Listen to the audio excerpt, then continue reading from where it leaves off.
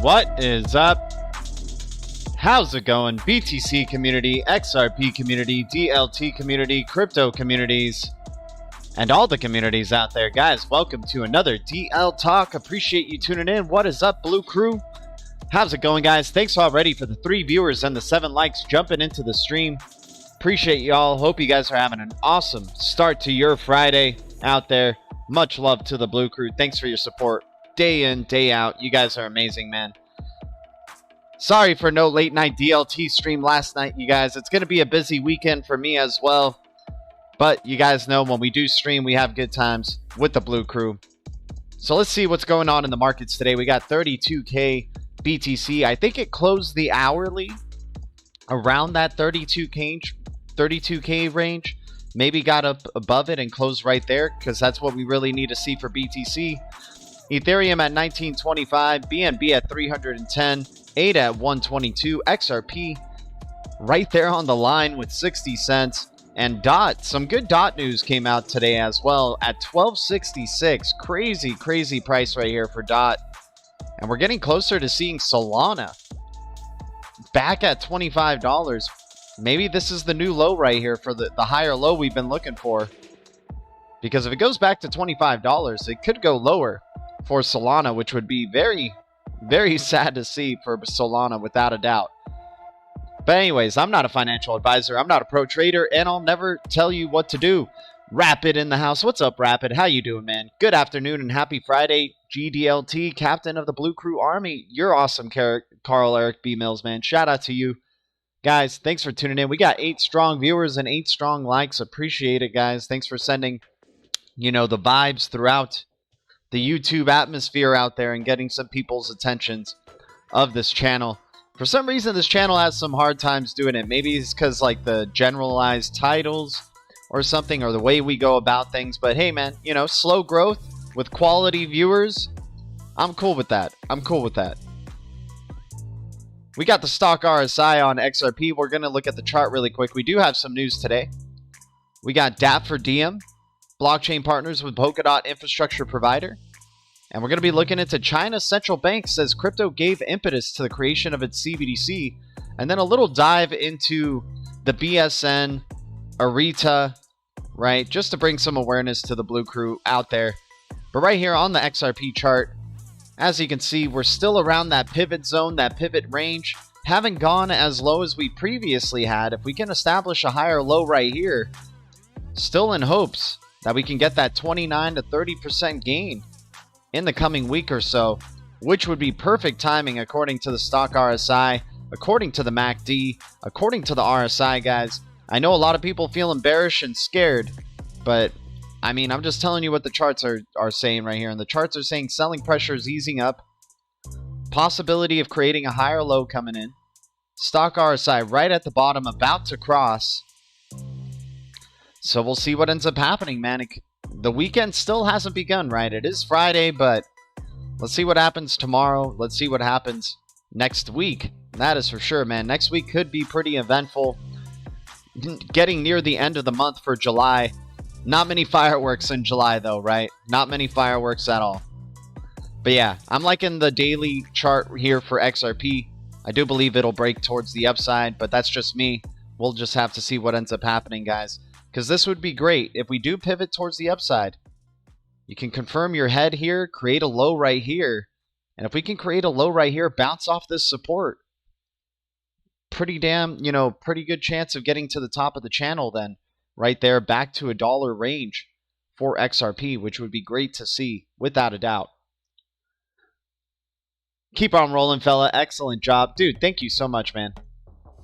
Rando streams are not conducive for live watching, but that's the charm. Alchemist, I hear you, man. Yeah, we do our own thing, dude. We do our own thing. It's hard for me to stick to a schedule, man. I try to do it as close as I can. You guys know, like, roughly, somewhere in between 10 a.m. PST and 11 a.m. PST.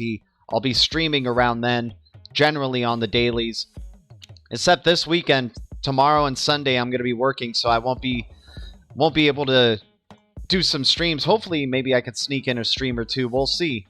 But that's the life with a production life, freelance production life, right? Is like you don't know your schedules. So I appreciate the support of the Blue Crew nonetheless. But enough explaining. Let's get into the first piece of news right here. Shout out to the Polkadot community. Kevin Land in the house. What's up, Kevin Land? Good to see you, man. Let me see what else. Good afternoon. Happy Friday. Hell yeah, man. Guys, appreciate you. Carl Eric B. Mills always bringing in the good vibes. Guys, appreciate the support as always on the channel. So DApp, 4DM blockchain partners with Polkadot infrastructure provider. Pontum founder Boris Povid. By the way, let me know how the sound is with the vocals and the music, you guys. If it's too distracting with the music, just let me know in the chat. So Pontum founder Boris Povad said the partnership was aimed at improving Polkadot's current node infrastructure, with Pink Node providing reliable and secure API endpoints. The decentralized application aiming to connect Facebook's DM blockchain with public networks is partnering with node infrastructure provider Pink Node in a Friday announcement. The Pontum network, it would be working with Pink Node to provide node infrastructure through the Polkadot ecosystem. The network is aimed at allowing developers to use Polkadot Parachain as a testing ground for their ideas before submitting them to the DM blockchain. Guys, we know DM has a strong connection with Facebook, right? So that's why we're checking this out. According to Pontum's founder, Boris Povid, the partnership will help improve Polkadot's current infrastructure as Pink Node provides reliable and secure API endpoints. The network added that Pink Node's code would allow Polkadot developers to connect their dApps through Kusama, while Pontum and Pink Node's teams could provide critical infrastructure for Web 3.0 purposes. So guys, we're seeing connections right here between, I do believe Polkadot is a real boat, and I think we're getting closer to a low for Polkadot. Let's check out its position here. I definitely didn't want to get in on the Polkadot train when basically the cycle was going on. But now Polkadot looking like a pretty appealing option. I'm loving, hearing what I'm hearing from the Cosmos ecosystem and the research I've been doing. DOT is looking like a pretty interesting coin. No doubt about it, but let's see if we can find DOT. Maybe it's here. Yeah, here we go. All right, so we're breaking past a crucial point of resistance here. If it doesn't bounce back around here, this could be a little bit of a trap, right? Where it just tricks you to think it's going to be going down to this range, and then it just pivots back up. So we'll see if we get a revival here from Polkadot. MACD is looking all right, the RSI is looking all right, and the stock RSI is looking good. The only thing that's not looking good is the amount of volume has lessened, right? So we'll see what ends up happening here for Polkadot. You're seeing some accumulation already. I guess you have historical resistance at this point right here. So you're not close to it just yet, but that would be a bottom right there. I would think is like 1091, 1030 per Polkadot. We could possibly see that coming. Who knows? But once we get this shift over and it starts breaking out, man, I do believe Polkadot's going to make a hell of a run and continuation towards the upside. And I do like this project. I'm growing to Polkadot, but I just think it's so new. It's going to take some patience, right? I don't think it's going to be one that's running, the global financial system or anything like that. But in terms of what it's doing with smart contracts and possibly for the world of DeFi, I do like the potential that Polkadot can bring. Also, I forgot to mention, we do have some Twitter stuff as well. We got a lot of good Twitter stuff to go through, so I'm just going to set that up, and let's go over one of them really quickly since we're already here. So shout out to the Terra Luna community, we're thrilled to introduce Terra's new $150 million ecosystem fund, which will propel Terra towards its next adoption phase, augmenting an accessible cross-chain DeFi super system targeting mainstream adoption, supported by the amazing Lunatic community. Guys, I do like Luna a lot. I'm bullish on Luna. Part of that Cosmos ecosystem has affiliations with a lot of other blockchains in the space. Galaxy Digital, big investor in Luna as well. And then, you know, Mike Novogratz is Galaxy Digital from Fidelity. And then also connected with Solana. I'm liking what Terra is doing. I can't wait to see more and more growth coming. And I think right now, Terra looking amazing too, because you've had some really good news coming out for Luna in this past month, but we've been bearish, right? So it hasn't really got to respond to this type of news. And it's going to be on the osmosis zone very, very soon as well. We got Edward Benson in the chat. What's up, Edward Benson? And D. Haveland. What's up, guys? People coming in. Guys, thanks for the 11 likes and the 9 viewers. I'm doing good, Edward Benson, man. I hope you're doing well too, dude. Glad I sold that dot at 18. Sold at a loss. F it. Alchemist, hey, man, it could have been worse, right? Could have been worse, bro. Could have been worse. But I hear you, man. Dot was one that people were just jumping on. Like, once that bull cycle started coming in, man, Dot launched. And, you know my thing, man. I don't like jumping in when there's straight lines, man. Like, same here with Luna. A lot of people kept jumping in. Maybe this would have been a good straight line to jump in on, for sure. The earlier one right here. But once it got up to here, man, that was just crazy. So now we have the retracement period, and now people are scared to invest and stuff. It's funny, people are always scared to invest when they're not seeing a pump, right? When they're just seeing straight up red, they get so scared. So it looks like you could have possible drop down to around $3 per Luna, but you could also have the chance of creating a cup right here. If it starts to move towards the upside, you are getting some upward momentum, creating higher lows. Luna's next target could be, if we were to invest right here, get a very minimal stop loss, Luna's next target could be about a 44% gain up to 950. 40% gain up to 950 at 694. I think Luna is a pretty good buy here personally. But remember, I'm not a financial advisor, not a pro trader, and I'll never tell you what to do. You do have overhead resistance that could come in at around 12 if the bullish momentum were to pop off in a bigger way. But of course, you have long-term support right here at $3. Looks like we've already touched pretty close to it. We touched 415 before. So we'll see where this takes us, but I do like the momentum that's coming in. The RSI is looking good. Stock RSI is looking good. So could see some bullish momentum coming in. And you're already getting the bounce right here. Some accumulation happening for Terra Luna. Definitely like this project, and this news can be really good for the price movement. Who knows if the news will affect it, but definitely like what they're doing with that ecosystem. And then Secret Network, giving a shout out to their IBC enabled brother. I'm sure there's going to be some collaborations between Secret Network and Luna. I'm keeping a big eye out on Secret Network, you guys. Private smart contracts are going to be essential, and the only privacy focused enabled inherently smart contract platform is the Secret Network, and I like what they're doing out there. They got collaborations with Ocean Protocol, Luna, the Cosmos ecosystem, right? So looking forward to the growth of this ecosystem. And man, you're touching the long-term support again right here for Secret Network. If it goes lower, if it starts going down to around the 69-cent range, that's just going to be unbelievable. You're basically would be creating, I guess maybe you have, if it was just a flat line, if it was a flat straight line for the support trend right here, I guess maybe you get some support right there at 48 cents, but I just don't think we're going to see it, man. I don't think we're going to see 48-cent Secret Network. Anything's possible, but so far I'm seeing selling pressure easing up. Stock RSI is looking ready for the turn, right? It's been consolidating for many months since February, just consolidating to the side. I think some things are going to give with Secret Network. I think this is a tremendous opportunity with where it's at right now at 90 cents. And great staking, too. You get 30% staking rewards. So this is the area you would want to be staking your secret, like accumulating and staking, right? And then once you get those staking rewards, you can try to sell at these targets your staking rewards. And let's not forget what the Cosmos ecosystem is doing with XPRT,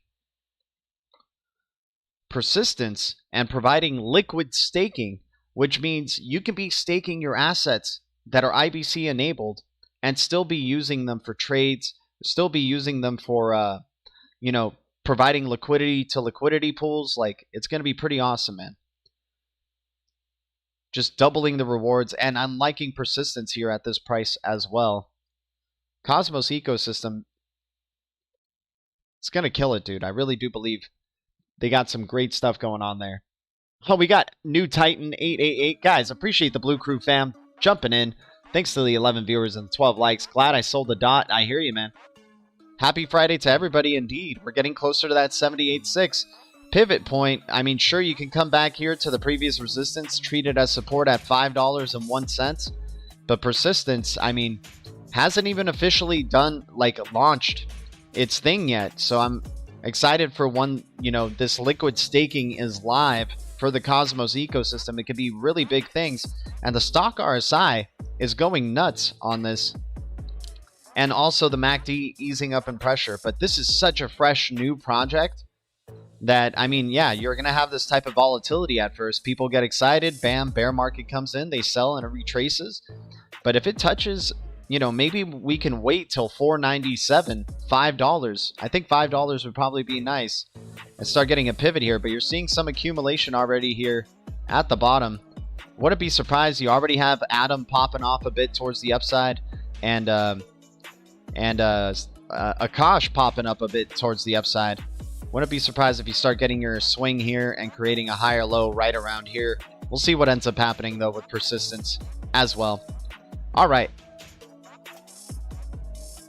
So let's go into China's central bank says crypto gave impetus to the creation of its CBDC.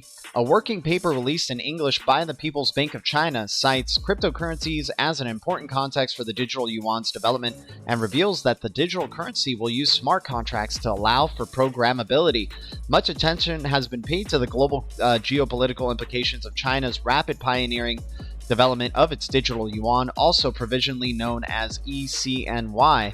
Yet, in a new white paper published by the Working Group of ECNY, Research and Development of the People's Bank of China, the institution gave a more domestic-focused and technologically driven vision of the new currency's background and key objectives. I need some more coffee, guys. Cheers to y'all. Recapping the currency's research and development timeline, the paper notes that the PBOC first set up a task force to study digital fiat currency back in 2014. By 2016, it established a Digital Currency Institute, which developed the first generation prototype for the new currency. With the State Council's approval, the bank began to collaborate with the commercial institutions on further developing and testing the ECNY at the end of 2017. Notably, these years coincide with the steep growth of the decentralized cryptocurrency markets and their first major bull run in winter 2017 alongside. So big data, cloud computing, artificial intelligence, blockchain, and Internet of Things are the key innovations singled out on the white paper. The PBOC is drawing on many of these developments, including using smart contracts to allow for programmability, as the new paper reveals for the first time.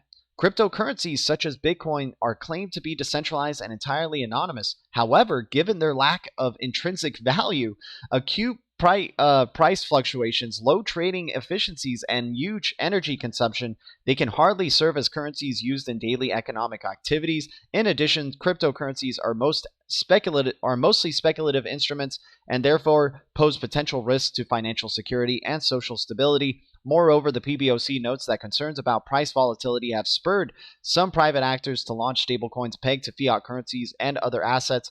Plans to launch a global stablecoin by commercial institutions. In the PBOC's view, it will bring risks and challenges to the international monetary system, payment and clearing systems, monetary policies, and cross-border capital flow management.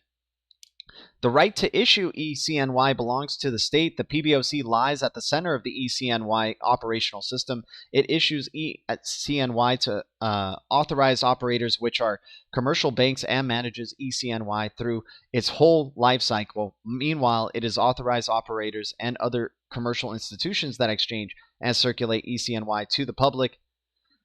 So the white paper also considers intensifying interest by central banks worldwide in the development of central bank digital currencies, noting that the PBOC has been engaged in extensive consultations and international organizations like the Bank for International Settlements. Oh, man. Right? We know the Bank for International Settlements. When you hear that, man, Interledger, Mojaloop, right? Because Bank for International Settlements announcing Interledger Protocol as the recent winner of the 2021 hackathon. So we love seeing when the PBOC is collaborating with the Bank for International Settlements, the IMF, and the World Bank. It takes a cautious stance towards the use of ECNY for cross-border use, stressing various complicated issues such as monetary sovereignty, foreign exchange policies, as well as regulatory compliance requirements. So given that ECNY is already technically ready for cross-border use, the PBOC will nonetheless actively respond to the initiatives from the G20 and other organizations and explore possible pilots for cross-border payments preconditioned on mutual respect to the monetary sovereignty and compliance. Guys, cross-border payments. Which company in this space is the most focused on cross-border payments? Obviously, XRP, but you got XLM, XDC, Algorand, Quant as well, HBAR doing their thing. But man, what the PBOC is doing and what China is doing, man, is no joke, right? Remember, they have the BSN, right? China's National Blockchain Services Network, providing greater security. And look who's part of that. Chainlink oracles, bringing real-world data to IRETA-powered network. And now, if you're wondering, what is IRETA, right? IRETA is an interchain service hub, professional proof-of-stake operator, right? So if you check out what IRETA is, if we can see the image here, as you can see here, the blockchain service network, Chainlink right here, Chainlink nodes and oracles. And then look at this, IRETA. So what is IRETA, right? What is IRETA here? So then we step over to IRETA. IRETA is the enterprise level product built with Cosmos Iris SDK.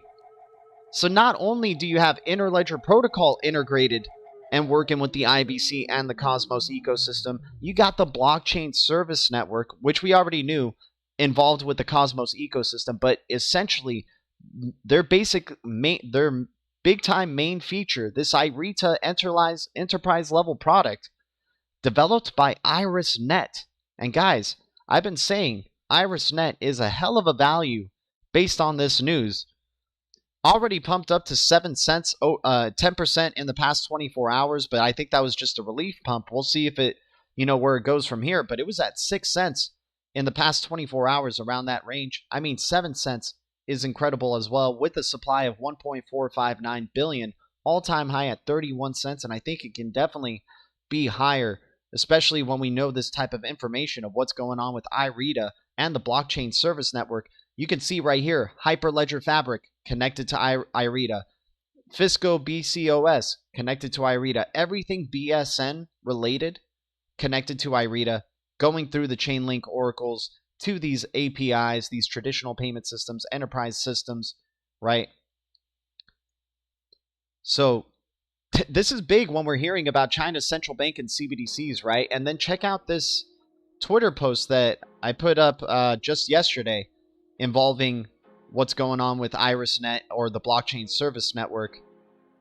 Yeah, we got a lot of stuff on Twitter to look over as well, but here we go. Here's another image right here from a demonstration of BSN interchain services supported by IRETA. Overall structure of BSN, public city nodes, international PSNs, China PSNs. Look at all these global PSNs all over the place, and they're all numbered, right? You got South America, North America, everywhere in the globe, right? So their international portal, bsnbase.io, through the international NOC platform, through the China NOC platform, they have their China portal as well. And then if you look at each of the PSN integrates multiple frameworks. You don't see BTC in there.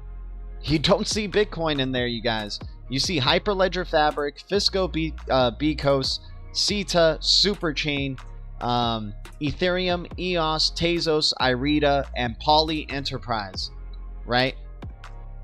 So IRETA, when we see IRETA, it's basically the IrisNet and what they're doing. And if you, I would recommend, if you want to know more about the blockchain service network and the relations, the strong relations they have with IrisNet, we're talking about former research consultants for the People's Bank of China working on IrisNet, working on IRETA, working on the blockchain service network, guys.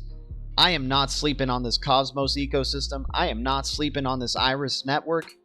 I know it doesn't sound as appealing. It doesn't have all these like flashy things. To me, it's flashy. To me, when you're talking about the blockchain service network, you're connected to the IMF. You're connected to the Bank for International Settlements. You're connected to the World Bank. To me, I think Cosmos is an enterprise-ready solution and one of those major enterprise cryptos that should be thrown into the same book as an XRP, XLM, XDC, XTZ, Algorand, HBAR. I don't know why people don't do it.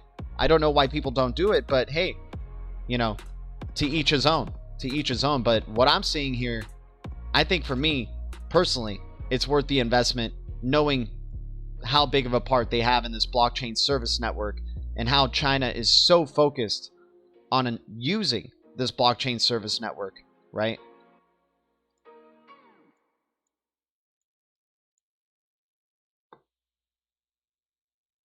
Let me get the music back on. Shout out to everybody in here, man. Guys, thanks so much for the 15 viewers and the 16 likes.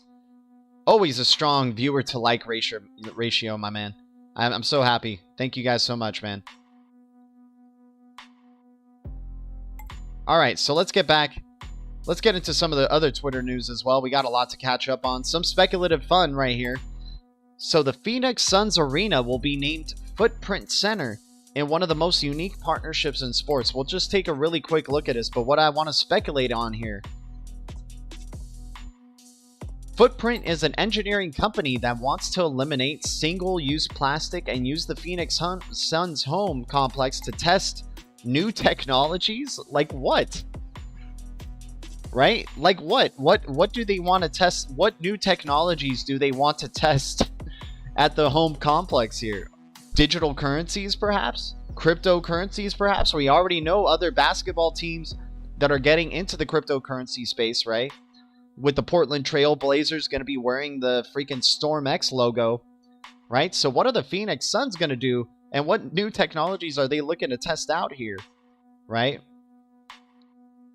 So looking to innovate and transform venues. But what I wanted to bring up is having that Phoenix correlation to climate friendly, right? Eco-friendly type of solution right here. Eliminate single-use plastic, right? So once again, climate change playing a big part with tech as well, and then also the reference to Phoenix. I know it's pretty outlandish reference there, you guys, but you know, considering Phoenix is gonna, I think Phoenix is gonna win the finals. Personally, the Bucks have had an awesome past 2 games, but I think Phoenix is gonna win the finals. Who knows if it goes to 7 games? But if this Phoenix narrative is going to continue going on, I think they win the finals. And then, you know, interesting CNBC releasing this as well, the Phoenix in correlation with climate friendliness. Just some fun speculation for sure. Shout out to the DVPN community, also part of the Cosmos ecosystem. $1 DVPN is programmed. And guys, I try to talk as much, like I know Cosmos to me is like something new, so that's why I get very excited and like talking about it. But I try to talk as much as I can about the XRP, you know, XRP ecosystem as well, the Flare ecosystem as well, the XLM ecosystem. I'm coming around to Cardano, even though I think they should replace Charles with somebody else, but that's just my opinion. And you know, the DOT ecosystem and what's going on there, Algorand, you guys know. Bigger Than Race in the house. What's up, Bigger Than Race? Shout out to Bigger Than Race, man. We were just talking. Bigger Than Race knows about this, dude. If you guys like, you know, this YouTube channel, I'm sure you're going to love Bigger Than Race's channel as well, man. He's had awesome videos about the blockchain service network, talking about IrisNet, talking about the awesomeness of the Cosmos ecosystem. I'm not sure if he's talked about persistence or some of the other Cosmos ecosystem products that are in there, like DVPN, Akash, and whatnot. But shout out to Bigger Than Race, man. Thanks for stopping by, dude. I think Phoenix is going to win too, man. That would be great if they won and, just further, that narrative, right? That narrative of that type of stuff. So we got Fed payments improvement. This is an interesting one here. This one is going to take a little bit, but... So Fed payments improvement, formerly known as the ISO 20022 news, basically, but they changed it to Fed payments improvement, maybe because people were getting overhyped on ISO 20022. I'm not too sure, but here for... Or no, it's not Fed payments improvement. Never mind. Hear from Shonda Clay of the Federal Reserve about her perspective on the Fed's continued commitment and efforts for payments improvement. So we go to the Fed link right here, right? So you see Shonda talking about the leadership of the Federal Reserve's payment improvement initiatives upon the retirement of Dave Serpino, right? Tell us about your payments improvement professional journey. So I've been involved with the Federal Reserve's payments improvement initiatives from the get-go, including our early work to better understand the payments marketplace and enhance opportunities. In turn, this led to our 2015 strategies for improving the payment system. So then if we look at that link right here for strategies for improving the US payment system from back in 2015, I'm not going to go over this like completely, but if you just look at their appendix here and what they've been talking about, these talk about setting up a faster payments task force, which we already been seeing the results of. And then look at that ISO 20022 business case and assessment, right? You guys know we like to keep our eyes out for what's going on with the ISO 20022 environment and any news that's happening with ISO 20022. I think ISO 20022 by the end of next year, because that's supposedly when the Big Bang migration over to ISO 20022 is, by the end of 2022, we're going to be going into 2023 ISO 20022 enabled, and I think the face of crypto in general is going to look very, very different. We're talking about the funnel for all value, and if all value is going through ISO 20022, I think it's going to be easier for a lot of these regulators to be able to keep track of where that value is going, where that value is coming from, and thus being able to stamp down on criminal activity, stamp down on fraud. I think a lot of the scams in this space are going to get destroyed when we start migrating over to ISO 20022, but there's still a lot of time left until that happens. That is for sure. But if you guys want to check out the link to this and look into it a little bit deeper, here it is for you.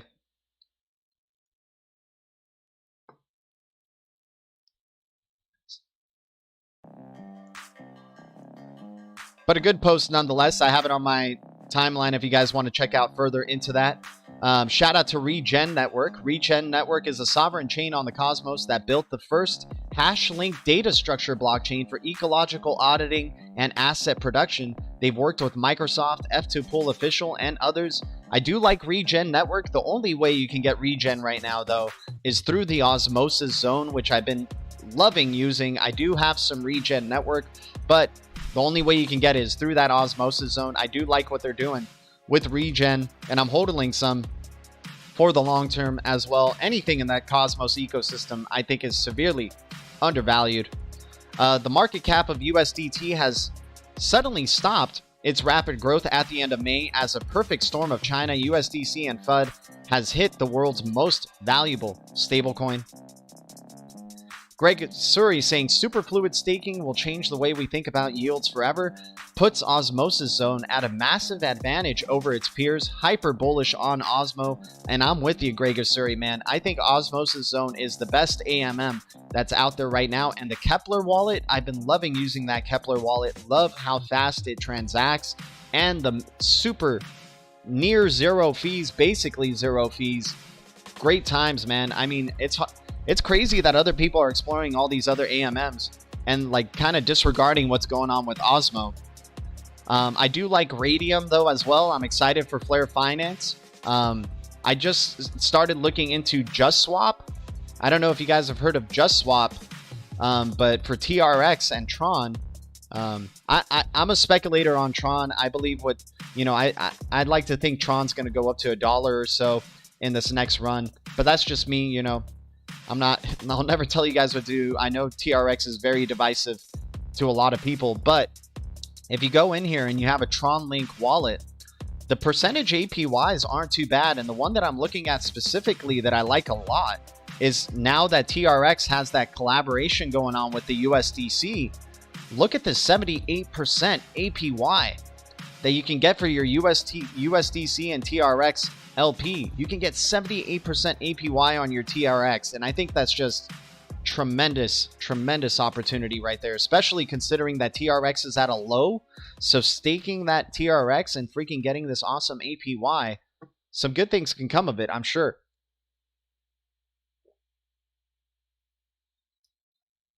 Man, coffee gets so cold so quick on these streams sometimes.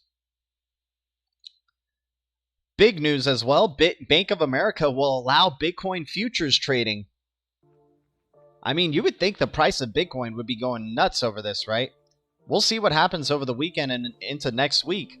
But Bank of America approves Bitcoin futures trading for some client sources. Clients in the process of being set up with some already live, according to one of the two sources. Bank of America, the second largest bank in the U.S., has approved the trading of Bitcoin futures for some clients, according to two people with knowledge of the matter who spoke on condition of anonymity. Well, then, is it real news, right? But like most institutions, the bank has been conservative in its approach to the crypto sector, but due to the large amount of margin required to trade the futures, it is now allowing some clients to access the crypto market. One of the sources said, some clients are setting up to trade Bitcoin futures, which are cash settled, and one or two may have already gone live, the source said. So guys, remember, like, Bank of America has that connection to the RippleNet steering committee as well. So I'm sure they're just like licking their chops waiting for this SEC case to be resolved, right? Because Bank of America, one of the largest banks in the US, now uses RippleNet technology, which includes XRP, like hundreds of other financial institutions, right? But let's see their RippleNet steering committee right here. Yeah, Bank of America is a key member of its global Ripple naming, yeah, leading member of the RippleNet right here for Bank of America, right? As a key member of its payments network, Ripple is naming Bank of America as a leading member of the RippleNet, which is the umbrella term of the company's global network of banks and financial institutions, right? Bank of America, Standard Chartered, Santander, SBC, and Neum, right? So very exciting times, man. Very exciting times ahead. And that's why we keep our eyes on the prize here, you guys. That's why we keep looking over at any piece of news that's coming out about these central banks, these banking partnerships, these institutions, CBDCs, ISO 20022, you name it, man. IMF, International Monetary Fund, the World Bank, the World Economic Forum, the Bank for International Settlements. We try to keep ourselves informed and keep following them step for step.